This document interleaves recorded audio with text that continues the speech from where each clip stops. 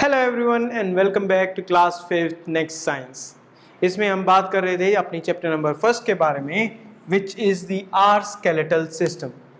हम skeletal system के बारे में बात कर रहे थे और इसमें हमने स्कल के बारे में बात किया, बैकबोन के बारे में हमने बात की। वी हैव टॉक्ड अबाउट, हमने जॉइंट्स के बारे में, हमने फोर आर्म, हमने अपने लिम्स के बारे में, अलग अलग बोन्स के बारे में हमने अभी तक डिस्कस किया है। If you have not discuss that, और अभी तक अगर आपने उसको वॉच नहीं किया है या लेक्चर को देखा नहीं है, तो go back watch those lectures, ताकि आज इस वीडियो लेक्चर के साथ आज अपने चैप्टर को आप फिनिश कर सकें इन अ नाइस मैनर।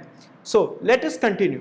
हम बात लास्ट पॉइंट पे कर रहे थे जॉइंट्स के बारे में, and if I revise you that जो हमारे जॉइंट्स होते हैं they can be categorised into 2 parts. जो हमारे जॉइंट्स होते हैं वो कितनी कैटेगरीज में हो सकते हैं? The first is movable joints, the first category is movable joints and the second category is immovable joints. Fine, movable joints and immovable joints. Movable joints कौन से होंगे? वो जॉइंट्स जो मूव कर सकते हैं, एंड इमूवेबल जो जॉइंट्स मूव नहीं कर सकते। एंड जॉइंट्स क्या होता है? जॉइंट्स होता है व्हेन 2 और मोर बोन्स, ठीक है, व्हेन 2 और मोर बोन्स आपस में कनेक्ट करती हैं उसको बोलते हैं जॉइंट्स। जॉइंट्स की हेल्प करने के लिए एक और चीज होती है, and that is a ligament. Ligament एक टिश्यू है जो हमारी बोन्स को हेल्प करता है स्ट्रेंथ करने में और उसको मूव करने में। ना मूवेबल जॉइंट्स में अगर हम बात करें, we have already talked about the hinge joint. Hinge joint के बारे में हमने डिस्कस किया था, एक ऐसा जॉइंट जो सिर्फ एक डायरेक्शन में मूव कर सकता है। इसके अलावा beside than this we have also discussed about the ball and socket joint। हमने ball and socket joint के बारे में डिस्कस किया था। now ball and socket joint hinge joint से ज़्यादा flexible है। फाइन, तो ये थे हमारे मूवेबल जॉइंट्स के। ना मूवेबल जॉइंट्स में there will be 2 more categories. इसके अलावा 2 कैटेगरीज और होने वाली हैं, that will be discussing today. उसके बाद हम डिस्कस करेंगे what are immovable joints. The most important part about this is you have to know कि कौन सा जॉइंट क्या काम करता है और उसके एग्जाम्पल्स क्या हैं। So let's see. अभी हम बात करेंगे पिवट जॉइंट के बारे में, ठीक है।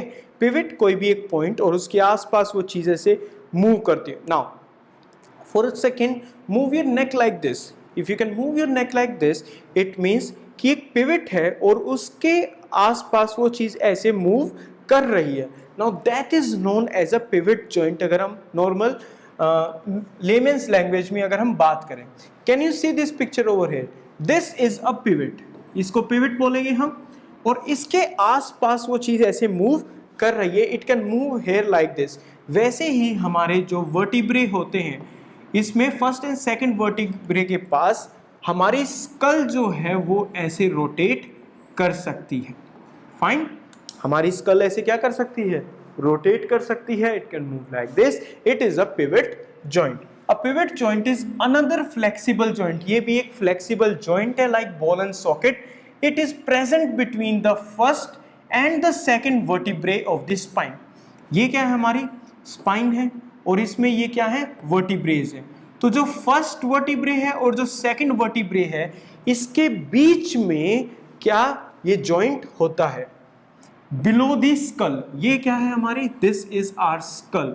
तो स्कल के नीचे फर्स्ट वर्टिब्रे, सेकंड वर्टिब्रे, और इनके बीच में होता है the pivot joint. It helps us turn our head sideways। ये पिवट जॉइंट क्या करता है? हमारी जो मूवमेंट है वो ऐसे साइडवेज हो सकती है। पिवट ऐसे बीच में आ गया and we can move like this. Clear till है? Nice. A pivot joint also present between the bones of the forearm, the radius and the ulna। जो हमारी फोर आर्म है, फोर आर्म क्या होती है? Four arm is the region between हमारी wrist से हमारी एल्बो के बीच में जो ये पार्ट होता है, this is known as forearm. इसको क्या बोलते हैं हम? Forearm. एंड ये पिवट जॉइंट कहां पर प्रेजेंट होता है? Between the bones of the forearm, the radius and the ulna. हमने लिम्स में डिस्कस किया था कि हमारी जो कंप्लीट आर्म है उसके अंदर this bone is known as humerus, और इसके अंदर दो बोन्स होती हैं, रेडियस एंड अल्ना। नाउ इन दोनों बोन्स के बीच में भी पिवट जॉइंट होता है। This joint help us to make a twisting motion which for instance enable us to open the lid of the jar। In bones के बीच में भी पिवट जॉइंट होता है which help us to open any lid of a jar, कि हम इसको ऐसे move कर सकते हैं ताकि हम किसी भी जार की जो लिड होती है उसको ऐसे ओपन अप करते हैं। इसमें किस जॉइंट की हम मदद लेते हैं? पिवट जॉइंट की। तो पिवट जॉइंट के दो एग्जांपल्स, ये एक तो हमारी नेक में स्कल के जस्ट नीचे, स्कल के जस्ट नीचे first vertebrae and second vertebrae के बीच में प्रेजेंट होता है, जिससे हम अपनी नेक को ऐसे टर्न कर सकते हैं साइडवेज। इसके अलावा ये रेडियस और अल्ना जो हमारी बोन्स होती हैं उसके पास प्रेजेंट होता है, और इस मोशन की वजह से हम किसी भी जार को ओपन अप कर सकते हैं एक ट्विस्टिंग मोशन के साथ, ट्विस्ट कर। Fine. So this was about the pivot joint which is number 3 in movable joints. हमने बात की थी जॉइंट्स के अंदर मूवेबल एंड इमूवेबल। मूवेबल की कैटेगरी में we have the fourth one and the last one which is the gliding joint. कौन सा जॉइंट है? Gliding joint. It is one of the free moving joints present between the small bones. अभी तक हम जो बात करते हो बड़ी बड़ी बोन्स के बीच में जो जॉइंट है उसके बारे में हमने बात की। स्मॉल बोन्स के बीच में जो फ्री मूविंग जॉइंट प्रेजेंट होता है उसको बोलते हैं gliding joint. Fine. Can you see this picture? Such as the vertebrae, wrists and ankles. तो जो हमारी कलाई, रिस्ट जो होती है, एंकल्स जो हमारे एंकल होते हैं पैरों के पास, फाइन, एंड दो जो हमारे वर्टिब्रेज होते हैं, इनके बीच में कौन से जॉइंट्स प्रेजेंट होते हैं? Gliding joints. Gliding joints help bones glide or slide against each other. For example, the gliding joints present between the vertebrae enable us to bend sideways, forward and backward, and also help us twist and turn. तो ये this is the one bone, this is the second bone, and ये ऊपर वाली bone ऐसे अलग अलग directions में move कर सकती है। वो ग्लाइडिंग जॉइंट ही है जिसकी वजह से हम अपनी बैकबोन से we can move sideways, we can move forward and backward, and हम इससे ट्विस्ट एंड टर्न कर सकते हैं। इससे हम क्या कर सकते हैं? ट्विस्ट एंड टर्न भी कर सकते हैं।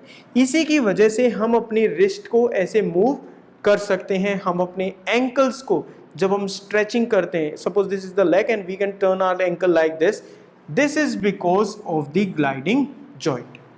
कौन सी चार जॉइंट्स के बारे में हमने डिस्कस किया? हिंज जॉइंट के बारे में हमने डिस्कस किया। We have discussed about the ball and socket joint. The next one is जो हमने डिस्कस किया, it is the pivot joint. ये क्या है? Pivot joint. And the last one that we have discussed right now is the gliding joint. ये क्या है? हमारा gliding joint. So these are the 4 joints जो हमारी बॉडी में मूव कर सकते हैं। Hinge joint, ball and socket joint, pivot joint and gliding joint.